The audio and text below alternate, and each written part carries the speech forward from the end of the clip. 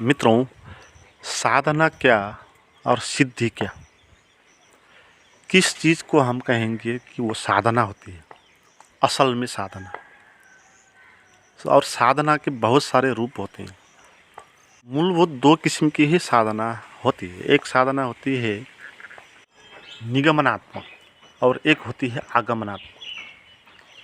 निगमनात्मक का अर्थ होता है कि आप पहले ही किसी नियम से किसी साधना को कर रहे हो। उस साधना को करने से पहले आप किसी नियम का फॉलो कर रहे हो कि ऐसा करना चाहिए और ऐसा प्रैक्टिस करना चाहिए और इस प्रैक्टिस को करने के लिए ऐसा आपको होना पड़ेगा। और ऐसे साधना विधि बहुत सारी है। सोसाइटी अनुसार अलग अलग है, आदमी अनुसार अलग अलग है। किसी सोसाइटी में हिंदू धर्म होगा तो वहाँ पर साधना की अपना अपना विधि होगी। कहीं पूजा पाठ होगा, अनुष्ठान होगा, तीर्थ व्रत करना होगा। तो ये सब साधना ही है। साधना का अर्थ है कि आप कुछ काम करना चाहते हो जिसका फल अच्छा हो, है ना। कुछ आप भक्ति करना चाहते हो, कुछ समर्पण करना चाहते हो, कुछ त्याग करना चाहते हो ताकि आपको अच्छा फल प्राप्त हो जाए। तो किसी सेक्टर में सक्सेस होने के लिए भी जो लोग श्रम उठाते हैं वो भी साधना ही होती है ना। साधना और कर्म, ये दो शब्दों को समझ ले। कर्म का अर्थ होता है आप उस चीज़ को इसलिए कर रहे हो, वो करने के लिए हम बाध्य हैं। जैसे कोई मजदूरी कर रहा है तो इसलिए वो कर्म वो कर रहा है कि उसको वो करना आवश्यक है, बाध्य है वो करने के लिए। श्रम उठाने के लिए वो बाध्य है, क्योंकि अगर नहीं करेगा तो उसको पैसा नहीं मिलेगा। पैसा नहीं मिलेगा तो फिर घर व्यवहार नहीं चलेगा उसका, उसके अपना बाल बच्चे हैं, पत्नी है, खुद है। तो निर्वाह के लिए उसको कर्म करना है और वो उठाएगा, बहुत बड़ा बड़ा कर्म करेगा, श्रम बहुत होगा उसमें, मगर उसका वो पसंदीदा नहीं होगा। वो पसंद, उसको वो पसंद आने के कारण किया हुआ कर्म वो नहीं होगा। उसको ऐसा नहीं होगा कि उसको मज़ा आ रहा है वो कर्म करने, तो वो कर्म है। और साधना का अर्थ है कि हम उस कर्म को कन्वर्ट कर देंगे, हम उस कर्म को ऐसा बना देंगे कि वो कर्म करना आपको मज़ा आ रहा है। वो कर्म चाहे कुछ भी हो, तो इस प्रैक्टिस को कहते हैं कि वो साधना है। इसको हम कहेंगे कि ये आगमनात्मक है। इसमें कोई भी रूल नहीं है कि पहले से ही कोई ढांचा, ऐसा सैद्धांतिक ढांचा नहीं है, अनुशासनात्मक ढांचा भी नहीं है कि आपको ऐसा ऐसा करना होगा। इसमें तो आप जो कर रहे हो उसको बदल रहे हो। पहले नियमों को मान के कर्म नहीं कर रहे हो, है ना। आप पहले के नियम को छोड़ दे रहे हो और आप कर्म में सीधे आ रहे हो और कर्म को आप मज़े से कर रहे हो, बस इतना ही है। कर्म को मज़े से करो तो वो साधना है। कर्म को बाध्यता से करो तो वो कर्म है, वो बंधन है।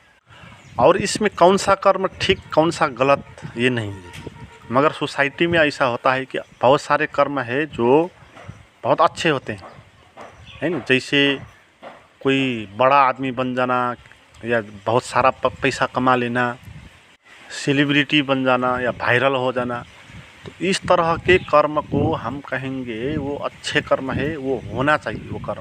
वो कर्म होंगे तो ही हम मज़े से कर पाएंगे, हमको ये लगता है। और ऐसे कर्म जो मैंने कहा कि जैसे मजदूर है वो श्रम उठा रहा है दिन भर, तो ऐसा कर्म करना पड़े तो हमको ये लगेगा कि इसमें तो मज़ा आ नहीं सकता।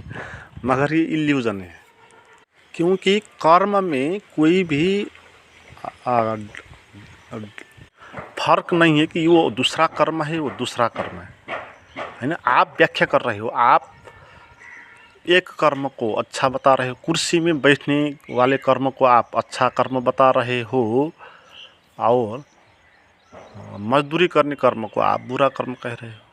तो ये आपकी व्याख्या हुई ना, मगर फैक्ट में आप देखें तो दोनों कर्म ही हुए, दोनों में ही कर्म का इफेक्ट लगा। और जो कुर्सी में बैठता है उसको भी कर्म तो करना पड़ता है, बैठना भी एक कर्म होता है ना। और जो मजदूरी कर रहा है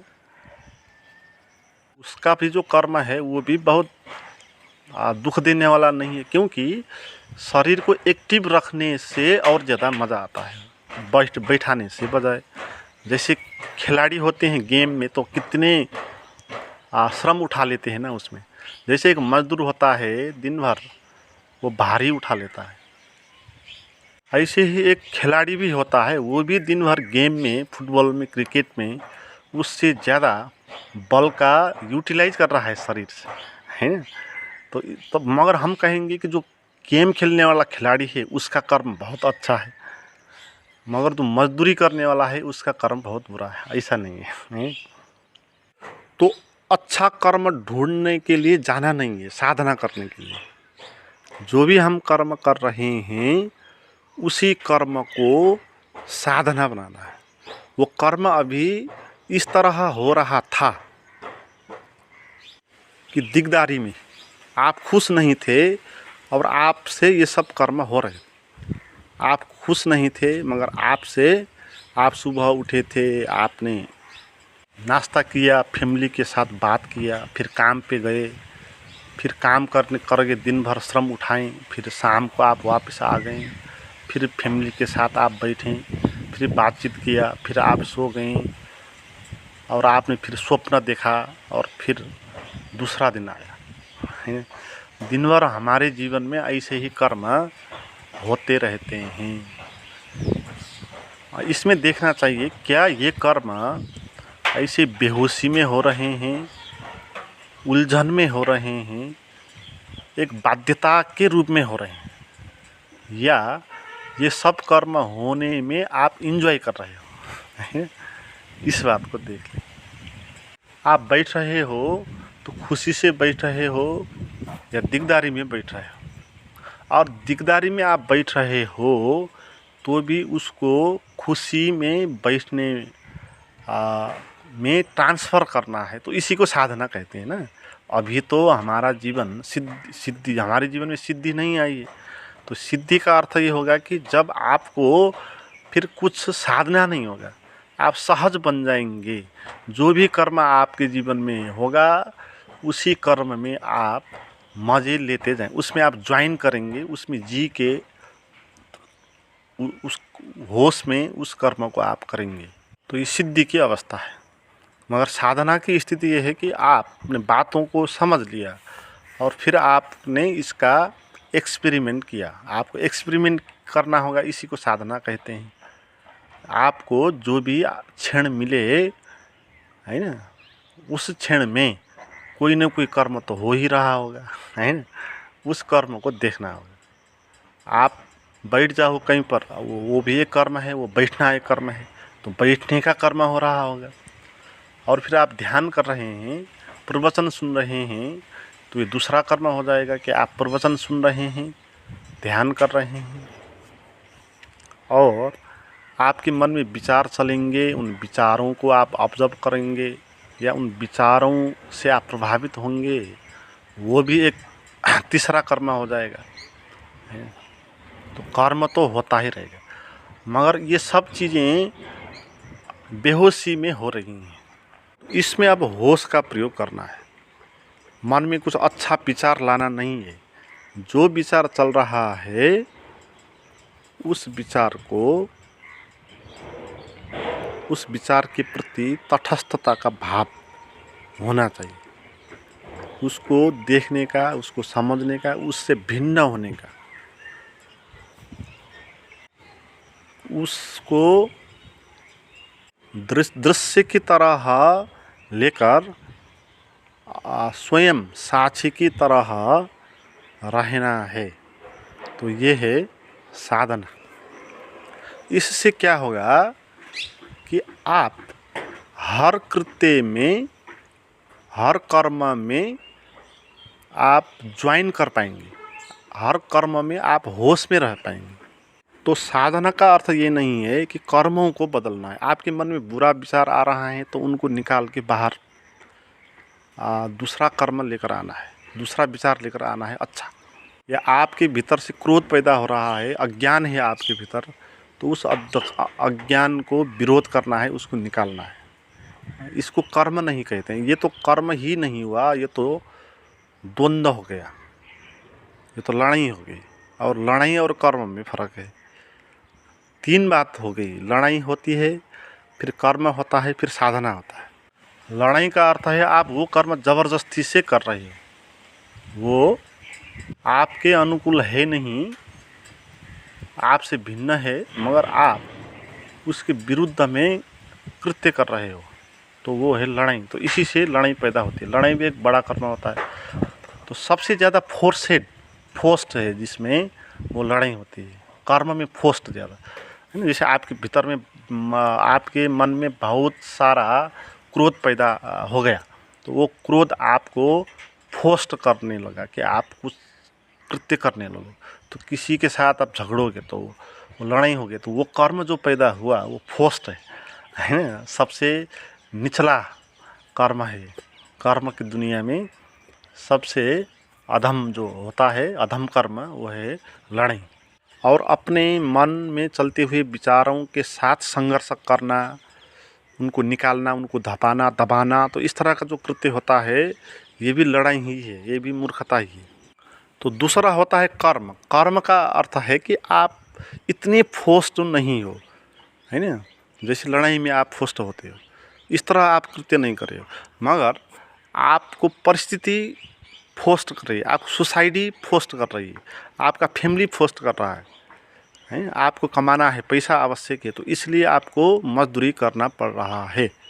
तो ये कृत्य जो हुआ वो लड़ाई से थोड़ा भिन्न हुआ, मगर ये भी फोर्स्ड ही हुआ, इसको भी धक्का ही मिला।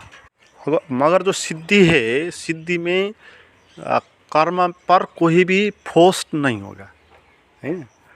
कर्म ऐसे ही सहज पैदा होंगे और आप कर्मों के साथ ज्वाइन करेंगे और उसमें आप सेलिब्रेशन करेंगे, आप मज़े से करेंगे, आप खुश होकर वो कर्म करेंगे। आप चल रहे हैं तो खुश होकर ध्यान में आप चलेंगे। तो आपको किसी ने फोर्स नहीं किया कि आपको चलना है, तो आप चलने में आपका शरीर इंजॉय कर रहा है ना। तो हर एक काम को इंजॉय में बदल देना है। आप जो काम करते हो सोसाइटी में, आजीविका के लिए जो भी कर्म करते हो, चाहे आप परिश्रम वाला काम करें, चाहे आप बौद्धिक वाला काम करें, तो कर्म तो आप दिन भर करते रहे होंगे। तो उन कर्मों को सिद्धि के साधन बनाने के लिए जो कुछ भी प्रैक्टिस आप करेंगे उसको कहते हैं कि वो साधना है। तो मित्रों, इस तरह की कुछ प्राइवेट साधना, मेडिटेशन आप मुझसे प्राप्त करना चाहते हैं तो मुझे व्हाट्सएप पर चैट कर सकते हैं। आप उसका नंबर और लिंक डिस्क्रिप्शन में दिया हुआ है।